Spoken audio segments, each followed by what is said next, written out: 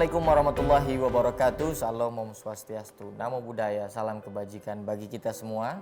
Kembali lagi bersama saya Sultan Rifandi dalam acara Interfaith di Mata Milenial Indonesia TV, Matanya Indonesia. Tentu saja pada kesempatan kali ini seperti biasa kita akan berbincang-bincang, kita akan ngobrol, kita akan berdialog ya seputar tema-tema keagamaan yang ada di Indonesia. Dan tentu saja output atau tujuan dari perbincangan kita pada kali ini yaitu bagaimana kemudian kita mampu memahami ya secara komprehensif dan mampu menerapkan nilai-nilai toleransi antar umat beragama di tengah perbedaan yang luar biasa di Indonesia, di tengah keberagaman juga yang luar biasa juga di Indonesia.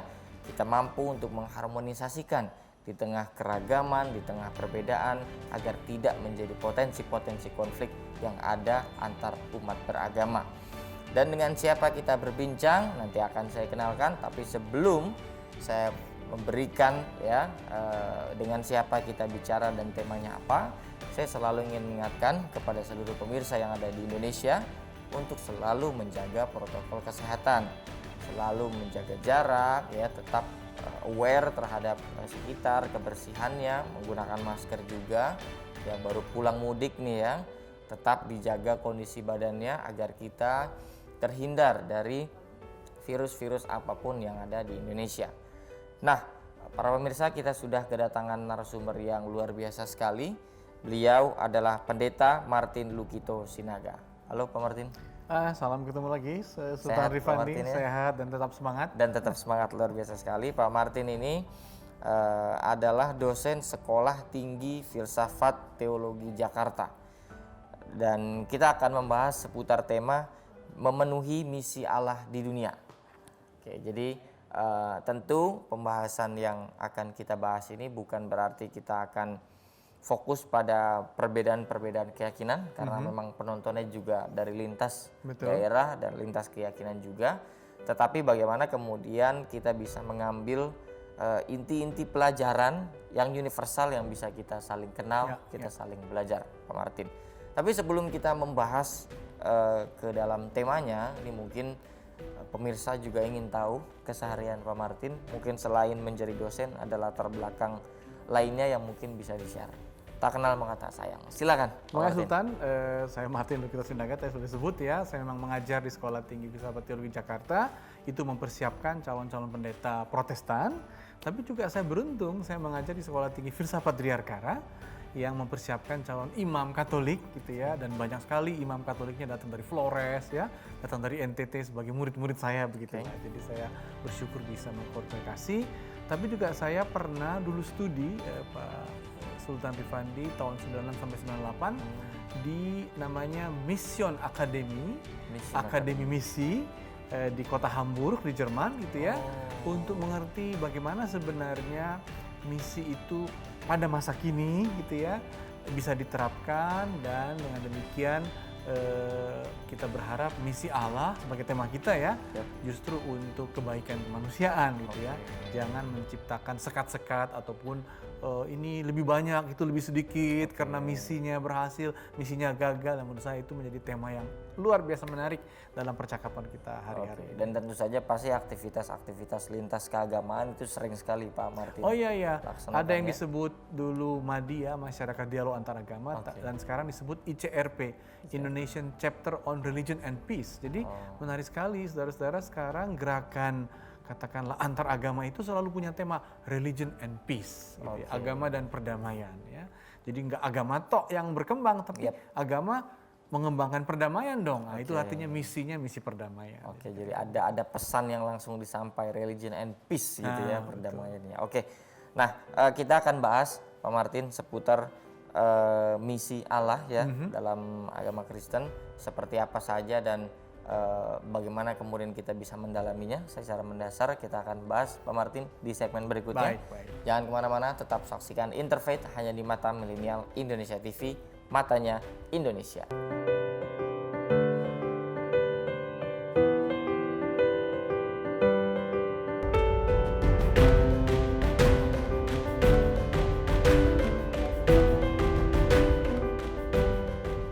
Kembali lagi bersama saya Sultan Rifandi dalam acara Interfaith di Mata Milenial Indonesia TV. Matanya Indonesia, masih bersama dengan Pak Martin. Pak Martin, misi Allah yang besar bagi dunia, ya, itu hal yang mustahil, yang tidak mungkin tapi sanggup dikerjakan dan dilakukan oleh Allah bagi dunia untuk menyelamatkan manusia yang berdosa. Wah, itu luar biasa. Kita ya ini saya koreksi saya kalau saya salah nih Pak Martin ya. Oke. Kita sebagai orang percaya dituntut untuk hadir dan terlibat dalam misi Allah. Karena itulah yang Allah kehendaki yaitu memanggil kita untuk terlibat dalam pekerjaan Allah karena sudah memberikan anaknya kepada kita agar kita mendapatkan keselamatan. Tentu tujuan keselamatan ya Pak Martin ya. Nah, sebelum jauh kita bahas seperti biasa, pengertian dasar atau apa yang dimaksud dengan misi Allah ini dalam agama Kristen. Silakan, Ini titik tolak yang menarik sekali karena gagasan misi Allah ini juga baru digarisbawahi. Oke. Tahun 50-an oleh seorang pemikir besar, Karl Barth, dan itu menjadi tema persidangan gereja sedunia. Oke. Kenapa begini? Karena orang sering merasa agamaku punya misi, gerejaku punya misi. Dan itu membuat kadang-kadang urusannya urusan banyak-banyakan. Seperti yang paling banyak nonton bioskop, membuat bioskop itu laku, kan gitu ya. Dan dapat karsis banyak dan uang. Ada bahaya kalau setiap agama mulai dengan menggarisbawahi sekarang kepentingan agamaku ini. Kepentingan agamaku ini. Kepentingan gerejaku ini. Itu yang sering membuat misi itu bercampur dengan kepentingan kelompok. Ya. Bisa mengakibatkan sering disebut SARA begitu ya. Tapi kalau kita mulai dari misi Allah, maka kita bertolak dari misi Allah yang satu sebenarnya, karena Allah itu satu kan itu ya. Sehingga ada mungkin perbedaan penyebutan ya, mungkin di Islam itu Allah gitu ya. betul, perbedaan pengertian, tapi kita dengan rendah hati, ya. Jadi berkesimpulan sebenarnya apa sih yang Allah mau untuk dunia ini? Sehingga saya melayaninya. Bukan saya menyuruh Allah mendukung, saya punya misi ini Allah, ayo dukung ya, menangkan aku enggak. Aku mau menjadi pelayan kehendakmu, kan gitu ya. Nah, makanya dengan gagasan misi Allah orang jadi lebih baik, lebih tepat mulai dengan merenungkan ya, dengan ikhtifar kali untuk mengatakan sebenarnya sekarang Allah itu sedang menghendaki apa untuk kehidupan ini, kan gitu ya. Dan dalam katakanlah Alkitab, dalam tradisi Kristen, maka jelas sebenarnya mungkin juga sama dengan agama lain bahwa Allah itu sedang menghendaki agar dunia ini selamat gitu ya. Agar kita di dunia ini tidak mengalami kehancuran ya, agar kita di dunia ini tidak menciptakan kebencian, tapi agar kita selamat. Dan selamat itu adalah kata dasar untuk Islam, salam kan ya? Iya, betul. Dan itu juga kalau orang Kristen menyapa orang lain shalom ya. Dan orang Islam assalamualaikum. Jadi sebenarnya kehendak Allah itu ada di dalam lidah kita begitu kita menemui sesama kita gitu. Nah, dan memang tujuan keselamatan itu menjadi tujuan yang universal siapapun manusianya. Jadi itulah sebenarnya artinya kenapa sekarang kita harus mulai dari misi Allah dulu deh. Jangan dari misi perusahaanmu, misi gerejamu, misi agamamu. Nanti misi agamamu bisa salah-salah memperbanyak diri, orang lain jadi sedikit. Jadi jangan itu ya, jadi kayak tumpang tindih dan kompetisi gitu ya. Tapi kalau kita mulai dari misi Allah, ini bukan soal kompetisi. Ini soal agar keselamatan terjadi dan bagaimana kita ikut serta memperbaiki hidup lah, ikut dalam pekerjaan besarnya gitu lah kira-kira. Nah, apa saja memang Pak Martin misi Allah yang tadi dijelaskan secara dasar tadi Pak Martin? Ya tentu ketika dunia adalah alamat misi Allah, keselamatan dunia alamatnya ya, maka memang orang Kristen mencari jalannya kan gitu ya. Maka memang jalan pertama orang Kristen adalah memperkenalkan bahwa cara Allah menyelamatkan dunia, dia memberikan anaknya gitu ya dalam Yesus Kristus agar Yesus Kristus yang diberikannya untuk dunia ini bisa menjadi teladan gitu ya.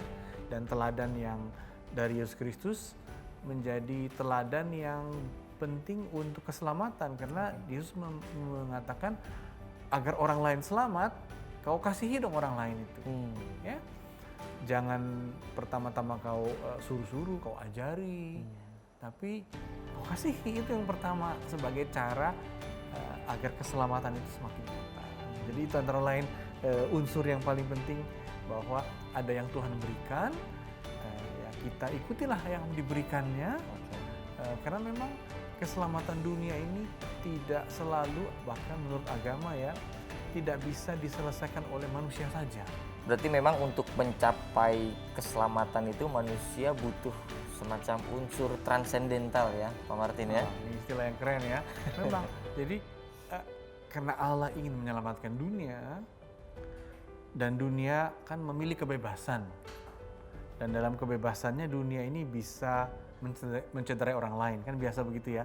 Kebebasanku membuat aku memperbesar ruangku, menyempitkan ruang orang, kan itu nih sering sekali ya. Ruang yang besar itu berarti aku lebih banyak uang, lebih besar rumahku, kan itu ya. Mobilku lebih gede, sementara orang berjejal di sana. Nah itu karena kebebasan. Kita perlu bebas memang, karena hidup ini kalau nggak bebas menjadi robot. Gitu. Nah, tapi atas itu pun Tuhan masih tetap ingin menyelamatkan kita, dan Dia datang dari yang transenden dan memberikan contoh dalam diri Nabi Isa atau Yesus Kristus gitu ya. Dan kiranya contoh itu bisa jadi pelajaran kita untuk menyelesaikan ketidakselamatan dunia ini. Ya. Caranya seperti sering kita tahu bahwa kita mulai dengan mengupayakan mengasihilah. Mungkin nggak banyak yang kita bisa kasihi, tapi yang penting itu dulu positioningmu. Positioningmu bukan aku mau menghabisi kamu, enggak. Aku mau mengasihi kamu. Ya, caranya tentu sesuai dengan keadaan. Kira-kira begitu langkah mengikuti misi Allah yang pertama-tama. Nah, Pak Martin, ini kan tadi Pak Martin juga cerita pernah ke Jerman ya, Mission Academy ya.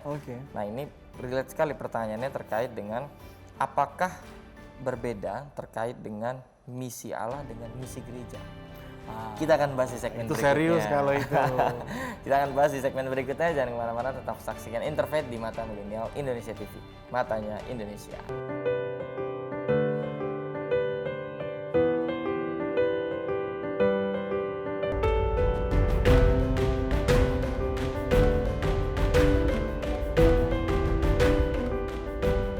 Kembali lagi bersama saya Sultan Rifandi dalam acara Interfaith di Mata Milenial Indonesia TV. Matanya Indonesia. Masih dengan Pak Martin, tadi saya sempat menanyakan satu pertanyaan sebelum break tadi terkait dengan apa bedanya misi Allah dengan misi gereja. Karena mungkin kalau kita tentu kan ada perbedaan, saya nggak tahu ya apakah kemudian gereja di Indonesia dan di Eropa sana ada persamaannya kah atau ada perbedaannya kah, karena mungkin bagaimana kondisi gereja di Eropa, mungkin kita bisa masuk ke analisa sana. Itu penting sekali karena kita berharap misi Allah tadi yang kita tahu untuk keselamatan dunia, kiranya gereja-gereja pun melayani. Ya, artinya saya atau kami sebagai gereja di Indonesia, bagaimana cara kami menghadirkan keselamatanmu ya Tuhan, gitu ya. Di Eropa gimana? Nah, memang dengan demikian kita jadi tanda kutip realistis ini, sesuai dengan keadaan dong. Keadaan Eropa begini, keadaan Indonesia begini, dan nah di sini yang kadang-kadang orang kaget bahwa di Eropa itu menempuh apa yang disebut sekularisasi. Ini karena Rifandi pakai istilah tinggi-tinggi, saya juga ikut istilah tinggi-tinggi. Apa tuh pengertian dasar sekularisasi? Nah, sekularisasi itu artinya bahwa gereja itu semakin melepaskan urusan-urusan yang bisa diurus oleh dunia. Nah itu mungkin istilah yang abstrak ya. Konsekuensinya mungkin semakin sepi. Semakin sepi. Jadi banyak orang yang mengatakan urusanku nggak di gereja nih, urusanku di rumah sakit. Yang rame rumah sakit. Urusanku di sains, yang rame teknologi dan laboratorium. Dan memang gejala di Eropa itu orang merasa ya udah kalau Bapak ini ngurusin agama, ya Bapak ini aja lah, aku ngurusin yang lain. Jadi ada gejala kekristenan atau gereja itu semakin sepi dari pengunjung karena dia memang urusannya agama, aku urusannya menertibkan lalu lintas misalnya. Oke. Memang orang di Eropa ke gereja umumnya sering disebut secara sekilas gitu ya, mungkin 3-4 kali setahun ya, yaitu saat Natal, saat Paskah. Itu pun mereka datang ke gereja saat Paskah karena ada pagelaran musik klasik Paskah. Lalu saat tentu nanti anaknya dibaptis atau dia dibaptis, atau nanti saatnya dia mati mau dikubur gitu. Nah, artinya lanjutkan silakan. Ya, jadi kalau begitu masa orang Kristen di Eropa nggak melayani misi Allah? Ya? Mereka bilang, oh kami melayani dengan cara lain. Nah, orang di Indonesia kan, kita juga di Indonesia kan suka berkumpul, suka beribadah, maka gereja penuh, masjid penuh gitu ya. Ya nggak apa-apa, versi kita versi yang lebih religius, ya. Versi orang Eropa, versi yang lebih membagi-bagi pekerjaan sesuai dengan kesukaan dan kecakapan. Artinya memang ada kesamaan antara misi Allah dan misi gereja ini. Ya, jadi gereja di Eropa mengatakan sekarang misi Allah yang mau kami layani lebih berbentuk sosial dan berbentuk kesehatan. Nah, mungkin saya bisa contoh yang menarik ini, Rifandi. Jadi Swiss gitu ya, kalau kita lihat Swiss, maka negara Swiss itu isinya setengah orang Protestan, setengah orang Kristen, kan gitu ya. Dan mereka itu bahkan dulu disebut kota Geneva itu, kota itu didirikan oleh Calvin, seorang tokoh reformasi Protestan, dan dia ingin membangun kota Kristen gitu. Ya, itu 500 tahun yang lalu. Lalu terjadilah sekularisasi, sehingga sekarang orang Swiss mengatakan urusan kami bukan urusan kota Kristen, urusan kami adalah mendukung apa yang disebut Red Cross, palang merah. Nah, palang merah itu kalau dalam bahasa Inggrisnya itu salib merah sebenarnya kan, Red Cross ya. Lalu sekarang ketika misi Kristen itu adalah mengerjakan pekerjaan palang merah, sekarang palang merah juga sudah ditemani oleh bulan sabit merah yang dari saudara-saudara yang Muslim. Jadi ada di dalam kantor Red Cross ada Red Crescent, yaitu bulan sabit merah yang adalah teman sekerja dari Muslim dari palang merah. Jadi orang Eropa itu begitu mengerjakan misi Allah saat ini, gitu loh. Lebih sosial, lebih universal istilah Rifandi tadi, dan lebih sesuai dengan kebutuhan kemanusiaan. Artinya memang dimungkinkan misi-misi gereja itu menyesuaikan dari semacam demografi sosial antar negara atau bagaimana? Wah, keren sekali nih. Menganalisa, saya ngomong 10 kalimat, dia ngomong setengah kalimat. Sama itu, keren itu. Betul, sesuai dengan demografi. Dan misalnya kalau misi gereja di Indonesia ya, yang saya tahu misalnya terutama ke daerah Sumba, NTT, Papua itu misalnya memang betul membawa juga tenaga kesehatan ya, tapi juga amat semangat dengan apa yang disebut menyebarkan Alkitab misalnya ya, agar orang bisa menikmati firman Tuhan begitu ya di daerah-daerah. Jadi memang sesuai dengan demografi, sesuai dengan tantangan, tapi juga sesuai dengan gereja itu sedang menempuh situasi kultur seperti apa. Kalau kultur di Eropa yang sekuler, kita berkhotbah nggak ada yang dengar. Orang Eropa lebih suka apa dong itu mau bukti kau orang Kristen kerjamu apa?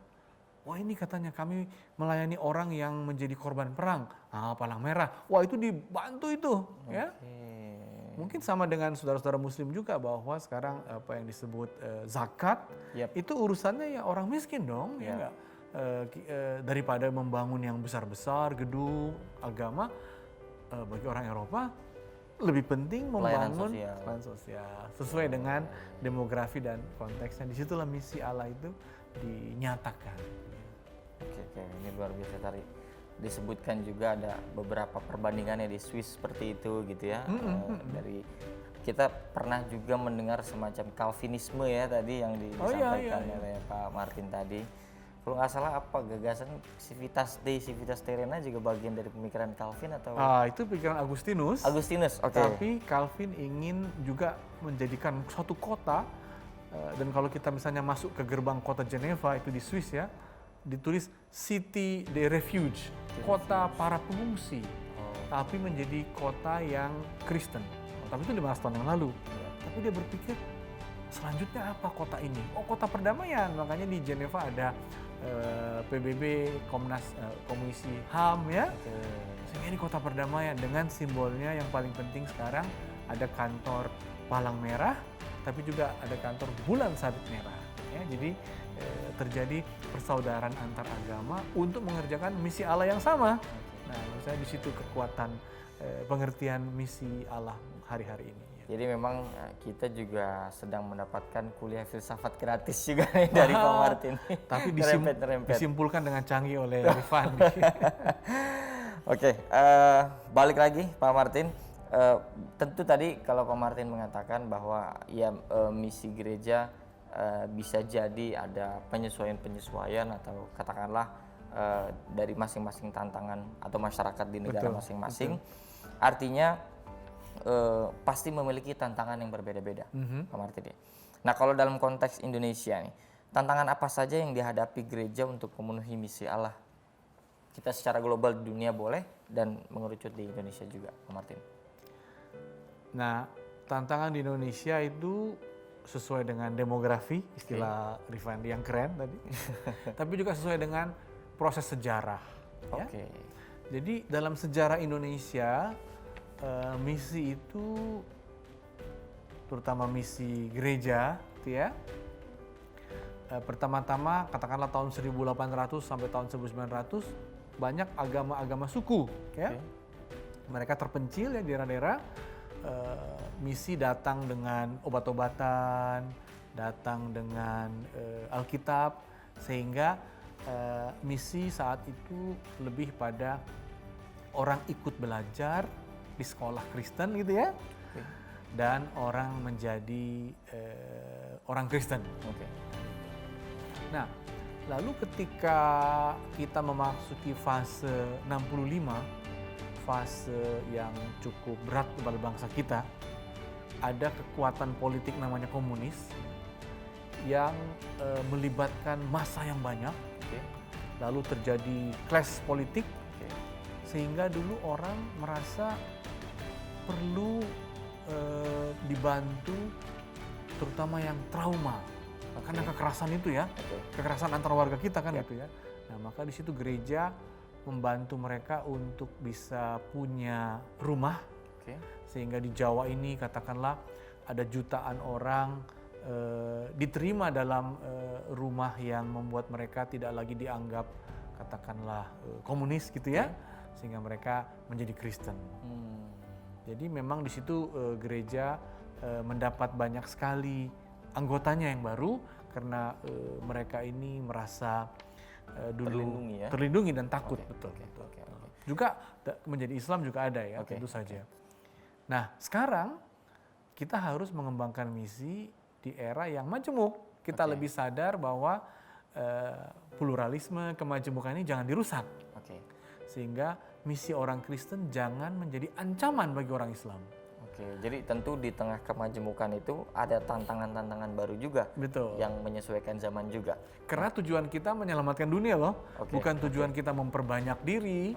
Berarti apa tuh tantangannya di tengah kemajemukan dan segala macam perbedaan, apalagi di tengah era teknologi kebebasan sekarang, Pak Martin? Kita akan coba di segmen berikutnya. Jangan kemana-mana, tetap saksikan Interfaith hanya di Mata Milenial Indonesia TV, matanya Indonesia.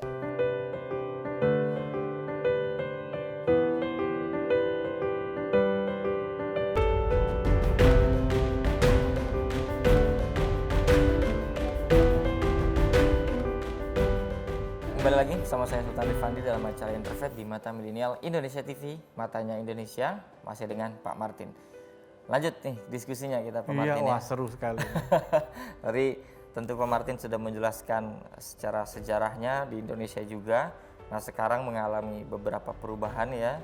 Kita berada di dalam era kebebasan yang kemajemukan ini juga menjadi keniscayaan ya, segala macam perbedaan. Bagaimana tantangannya? Silakan, Pak Martin. Tantangannya jadi banyak ya. Tadi saya katakan kiranya kita menjaga kemajemukan, menjaga toleransi, maka misi gereja atau misi umat Islam atau misi umat Buddha jangan menjadi ancaman bagi agama yang lain. Itu dulu yang pertama. Oke. Jangan urusan saya adalah memperlemah kamu, membuat kamu makin sedikit, saya makin banyak, itu enggak lagi. Jadi frame-nya bukan kompetisi ya. Bukan kompetisi, bukan banyak-banyakan. Oke. Itu yang pertama. Yang kedua, di era digital ini, rupanya orang itu semakin bicara apa aja, Oke. kan gitu ya. Sehingga banyak sekali debat-debat agama yang kesukaannya menunjukkan kelemahan agama orang lain.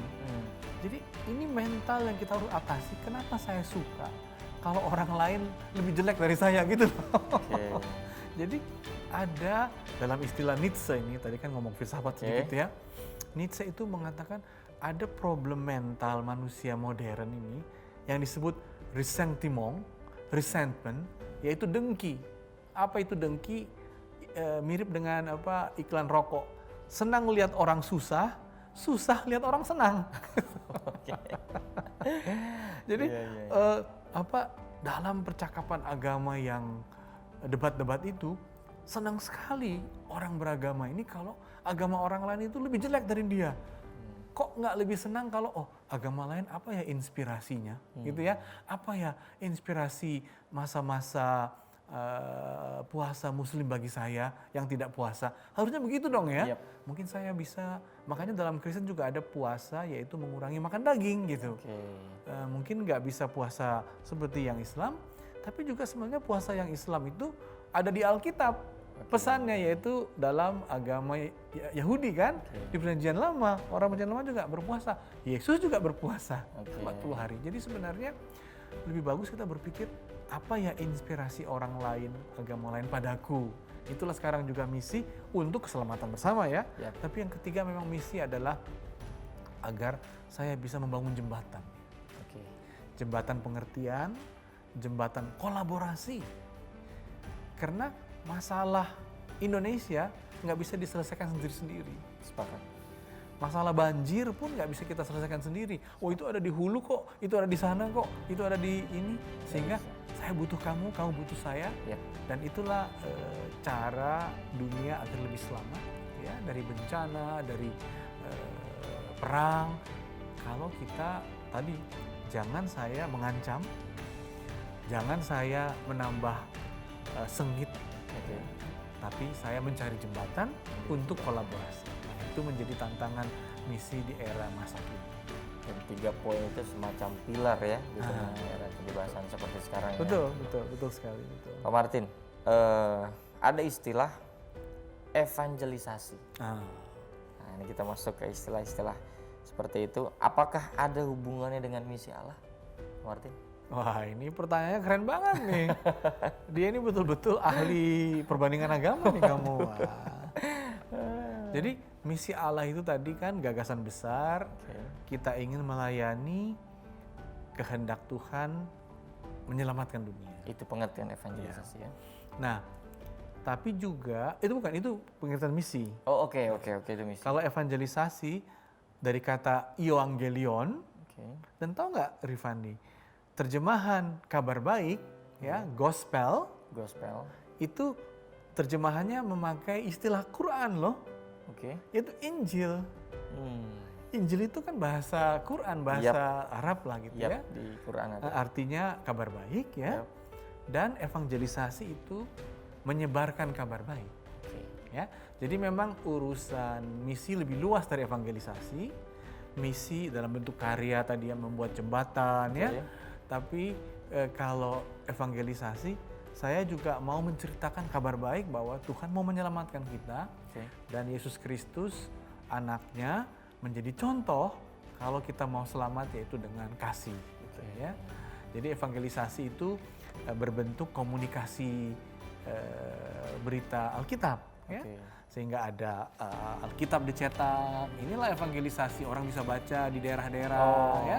Terus ada mungkin TV gereja kan gitu ya. Terus ada kalau di Amerika itu ada camp namanya, yaitu camp kebangunan rohani. Ribuan orang diundang, ada musik ya, ada puji-pujian, ada khotbah supaya orang tahu ada kabar baik. Selain ada karya baik, misi Allah, ada kabar baik yang kiranya kamu dengar dong gitu ya. Oke, jadi semacam metode berarti ini evangelisasi ini ya Pak Martin ya. Betul. Nah, ini kesimpulannya ini membuat saya merasa saya ini muridnya dan dia dosen yang mengatakan, ini ya kamu ya. Jadi saya betul, itu metode tapi juga lebih dari metode, itu salah satu cabang. Oke. Karena kalau kamu mengalami misi Allah, kamu dengar dong kabarnya. Kamu dengar dong mungkin dakwahnya. Nah, makanya bahasa lain dari evangelisasi itu bisa dengan dakwah sebenarnya. Oke, ya. Jadi beritanya apa nih kan itu. Oke.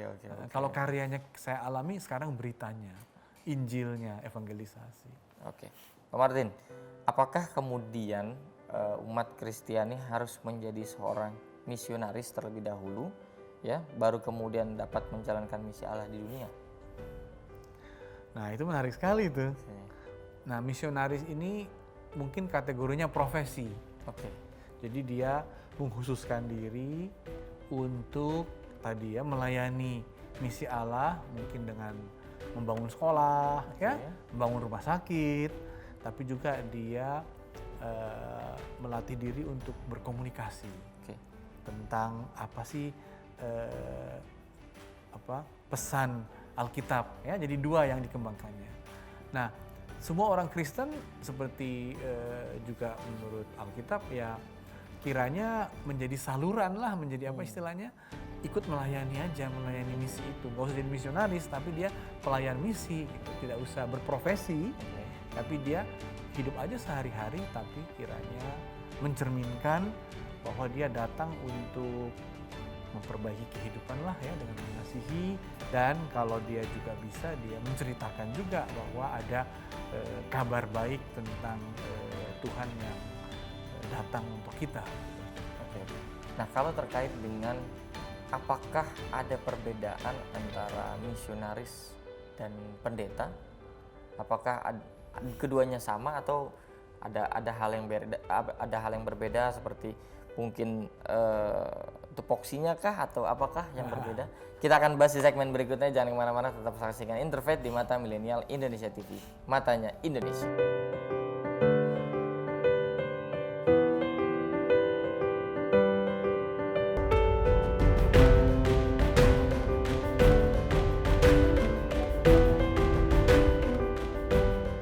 Kembali lagi bersama saya Sultan Rifandi dalam acara Interfaith di Mata Milenial Indonesia TV, matanya Indonesia. Pak Martin, kita nggak kerasa udah segmen kelima nih. Iya. Diskusinya luar biasa sekali. Menyambung tadi pertanyaan, apakah peranan misionaris dan pendeta itu sama atau ternyata ada perbedaan, Pak? Ya, ternyata dalam perkembangan gereja gitu ya, hal ini dibedakan. Oke. Karena pendeta itu sebenarnya adalah kata lain dari gembala. Jadi kekristenan ini banyak juga belajar dari padang pasir sebenarnya. Karena pendeta itu adalah gembala dan dianggap umatnya itu domba-domba gitu ya. Sehingga pendeta itu lebih menjaga proses organisasi rohani ya. Dalam arti apa? Karena setiap jemaat itu kan pasti perlu belajar agama gitu ya, mengaji istilahnya kalau dalam Islam ya.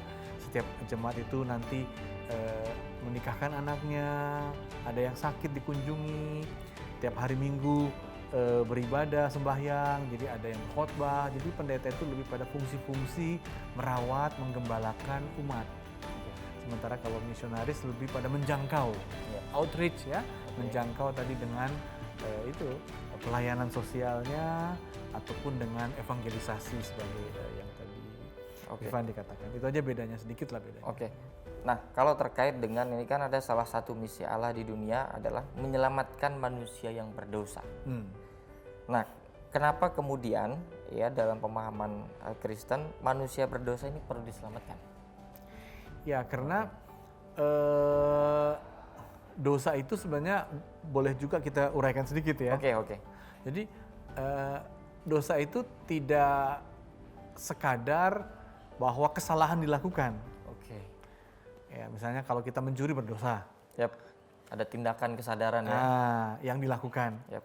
Tapi dosa juga adalah satu kondisi sebenarnya yang agak abstrak bahwa manusia ini dalam bahasa Alkitab ya memberontak atau berpaling meninggalkan Allah Oke. dan hanya memikirkan dirinya. Oke. Jadi menyelamatkan manusia pertama-tama adalah agar dia kembali berpaling kepada Allah, jangan berpaling meninggalkan Allah gitu ya. Oke. Dengan cara dia sadar hidup ini dikasihi, hidup ini dalam pemeliharaan Allah. Jadi temuilah Allahmu ya, bersekutulah bersama-sama umat lain untuk berdoa, kan gitu ya. Yep. Jadi orang berdosa berarti orang yang meninggalkan Allah sekarang dipanggil ya. Sama dengan dakwah kan sebenarnya memanggil ya. Jadi misi juga memanggil. Tapi juga orang berdosa berarti orang yang melakukan banyak tindakan-tindakan yang kita harus analisa. Mengapa dia harus mencuri? Mungkin karena dia miskin. Jadi misi berarti menyelamatkan orang berdosa agar dia tidak mencuri lagi, berarti kau harus menyediakan pendapatan dan pekerjaannya. Ya. Kenapa dia harus melakukan kekerasan? Mungkin karena dia trauma. Dikit-dikit dipukul waktu kecil, makanya sekarang dia dikit-dikit mukul, kan gitu. Kalau gitu menyelamatkan orang berdosa kita harus membangun rumah sakit kejiwaan ya, agar orang ini bisa terbantu dan bisa bebas dari traumanya. Jadi memang menyelamatkan orang berdosa kedengaran aja seperti aduh berdosa nggak ya, tapi kalau kita dalami dosa itu ternyata punya kompleksitasnya. Yap. Dan karya misi atau evangelisasi ya harus ikut juga masuk dalam seluk-beluk kenapa orang sampai begitu gitu. Oke. Jadi memang bukan sekedar pembersihan dari tindakan dosanya, tapi aspek sosial, psikologi dan segala macamnya itu menjadi bagian kompleks yang juga dipikirkan juga ya, Pak Martin ya. Keren sekali. Gue kira itu kunci yang membuat kita lebih tahu menyimpulkan. Oke. Sepakat betul. Nah, tapi apa kalau terkait dengan umat Kristiani dapat apa yang bisa dipelajari dari aspek pengorbanan Yesus dalam menyelamatkan manusia berdosa, berarti, Pak Martin? Ya saya kira itu Yesus yang disalibkan dan mengorbankan diri ya dalam keyakinan Kristen, kasihnya itu membuat dia juga bisa memasuki penderitaan orang lain dengan ikut menderita, kan gitu ya. Kasihnya juga bisa membuat orang lain tahu bahwa kesalahan orang itu ada yang turut menanggung, yaitu Kristus disalib. Nah, itu membuat orang tidak harus selalu merasa negatif. Kalau dia sudah berdosa dan salah, habislah aku ini, enggak. Nah, kau masih bisa dikembalikan kok. Karena kau bisa diampuni, kan gitu ya. Yep. Ada orang merasa, oh Tuhan aku ini sakit, miskin, apakah aku ini kau hukum? Enggak. Tuhan sebenarnya datang juga pada keadaanmu, kiranya kau menemukan kesembuhan dan kekuatan baru. Jadi itu arti bahwa Yesus sedemikian jauhnya memasuki kehidupan agar orang jangan putus asa, tapi ikut dalam kebaikan, kesehatan, keselamatan yang datang dari Tuhan. Betul. Oke, luar biasa sekali, Pak Martin. Terakhir mungkin sebagai closing ya, menjadi titik tekan ya, titik tekan untuk pemirsa yang ada di Indonesia ini, bahwa apa yang dapat kita pelajari secara universal dari pemenuhan misi Allah di dunia, agar tadi tidak lepas dari konsep-konsep kebangsaan, toleransi antar umat beragama. Silakan. Nah, jadi misi Allah itu mulai dari upaya kita memahami apa yang Allah kehendaki. Dan kita bersyukur untuk bangsa kita, sebagaimana tertulis dalam pembukaan Undang-Undang 45, atas rahmat Allah, maka kita dikehendakinya untuk merdeka, bersatu, berdaulat, adil dan makmur. Jadi marilah kita melayani kehendak Allah yang menyelamatkan dunia, tapi juga Dia menghendaki rupanya di Indonesia ini kita semua menikmati kemerdekaan, bersatu, berdaulat, adil, tapi juga makmur. Jadi jangan kita lupakan bahwa karya-karya kita untuk keadilan, untuk kesejahteraan, itu juga karya-karya misi Allah untuk dunia dan untuk Indonesia. Oke, luar biasa sekali. Terima kasih Pak Martin. Terima kasih. Ini 3 SKS lah ya, satu episode ini sama Pak Martin. Tapi dirumuskan dengan kalimat-kalimat yang tajam. Terima kasih juga untuk pemirsa yang telah menyaksikan dari awal sampai akhir. Semoga apa yang disampaikan oleh Pak Martin mampu kita pahami dan mampu kita terapkan juga dalam kehidupan sehari-hari. Tetap jaga protokol kesehatan agar kita terhindar dari segala penyakit dan virus yang ada di Indonesia. Kami pamit undur diri, tetap saksikan episode-episode lainnya hanya di Interfaith di Mata Milenial Indonesia TV. Matanya Indonesia.